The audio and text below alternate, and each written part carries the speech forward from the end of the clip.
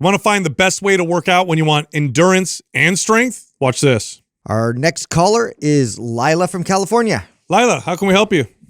Hi, it's crazy to be here, you guys. Thank you so much for having me. You got it. Thanks for I've been listening to you guys since I was 16. I'm 20 now. And it was right when I started college. I'm about to graduate on Friday, actually. So you guys have been with me in my little AirPods working out for 4 years. Congratulations. Awesome. Thank you. Okay, so a little bit about my background.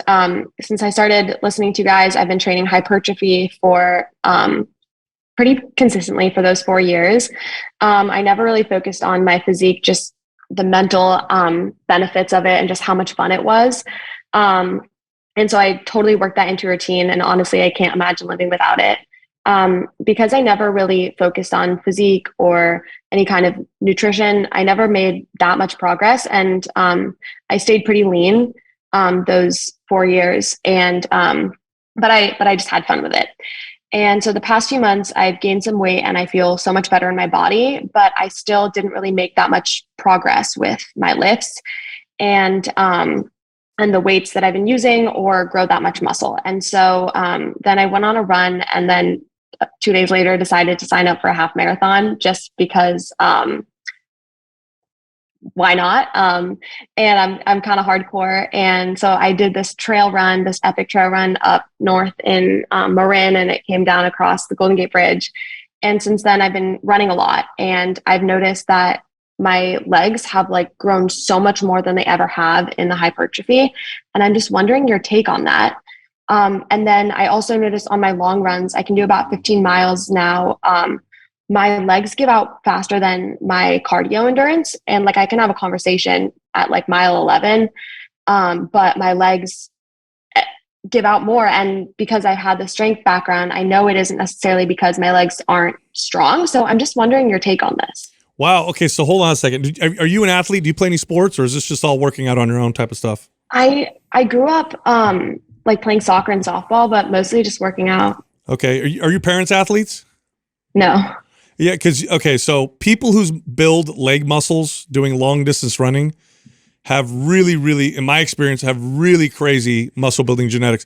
Where are you getting the muscle in your legs mostly? Is it mostly in your calves or in quads, or are you noticing it all over? Quads and calves, yeah. Okay, so quads and calves is typically we'll see. And I've trained women like this. Well, they'll come to me and all they do is long distance running, and they got these like big ball calves and then quads, but they tend to have issues with their hamstrings and glutes. And that's where we tend to see the imbalance. You probably have some really crazy muscle building genetics. And I'm assuming with your weight training, your programming might not have been super great. So we'd want to look at that. But let me ask you right now, what are your goals right now? Are you trying to get better at the marathon running, or do you want to just build muscle and strength, or like what are your ultimate goals here? So for a while, it's been just kind of building muscle and strength, but I'm about to like graduate college, and I have a job that I'm probably going to be spending like 70, 80 hours a week working, pretty sedentary. So I'm kind of trying to like adjust my goals based on just staying overall fit and, you know, keep my metabolism going and still having fun with training. Okay. Well, what do you find most fun right now then? Let's talk about that. Like running and biking. Okay. MAPS Cardio. Yeah. I'm going to send you MAPS Cardio. This is their strength training is involved, but it's a stamina endurance-based workout program, and it leaves room for activities that you enjoy doing, things like running, biking. It sounds to me like you like just to be active, and it also sounds to me that you like to be active outside. I know you live in San Francisco, so you're in the Bay Area, so you have a lot of access to outdoor trails and great places to run, and the weather's typically pretty pleasant. I think MAPS Cardio would be the absolute perfect program for you, so I'm going to send that over to you because I think that'll be something that you enjoy. But because look, your soccer background, you're probably a really fast sprinter. The fact that you build muscle on your legs when you do a lot of running, that tells me that you got some muscle building genetics there that you haven't really tapped into, which is kind of cool. Yeah, very cool. That's so interesting just because I spent so much time weight training, and, you know, I got upper body, I got lean, but I never like grew muscle size. Well, a lot of that's going to depend on diet, but also programming. Yeah, programming. And you might, I've worked with people like this, and they do well with frequent stimulation. And so quads and calves is where, if you get any hypertrophy from running, that's where you'll get it. Now, a lot of people won't get any hypertrophy from running. Maybe a little bit if they're sedentary and they start running. But most people, if they go from lifting to running, they'll lose. But some people who've got these type of genetics, that frequent stimulation, just frequent. So, I think of like a full body 3-day-a-week routine, strength training. I think trigger sessions. I think, double split bodybuilding routines where the intensity is modified may be something that you respond really well to. Also keep in mind, okay, you weren't running this much before. You were already somebody who were relatively lean already. You start running like crazy. You could have also leaned out. And when you lean out, it looks like you build muscle. I mean, I'll never forget the first time that I got really shredded and I lost like 20 pounds and everybody was like, dude, you're jacked. You put on like all this muscle. And it's like, no, I didn't. I actually all I did was lean out and I got rid of body fat. Now you see my muscle definition. And so it looks like I built these legs built these shoulders.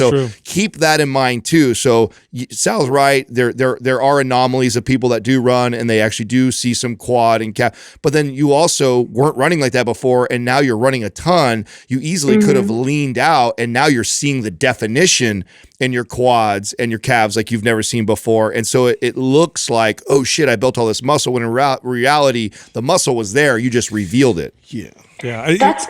Go ahead, Lila. Sorry. No, I was going to say that's interesting because the scale weight has definitely gone up and my pants have gotten tighter. Well, you know what's funny? Yeah, okay. My wife is like this. So when I met my wife, she did some strength training, but it was like cardio with weights.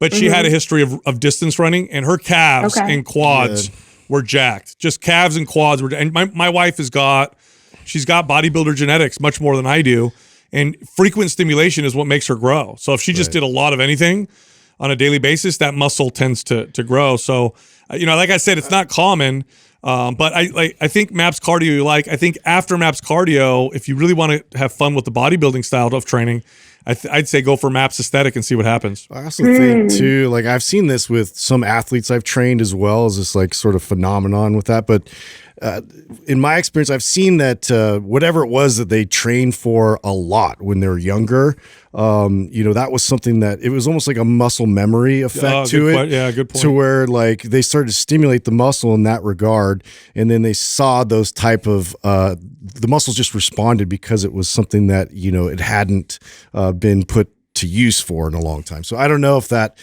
plays a factor in what you're going through, but I have seen that phenomenon. Yeah. So, I mean, if I were to guess that, what kind of strength training would make you build, it would probably be 15 to 20 reps. It would probably be some incorporation of supersets. Dude, strong would be the program with her because it's so posterior chain heavy, and she's already not like glute ham dominant, and like I think that would be an awesome. But I think for fun and you enjoy it and you feel you feel healthy, you look healthy from looking at you.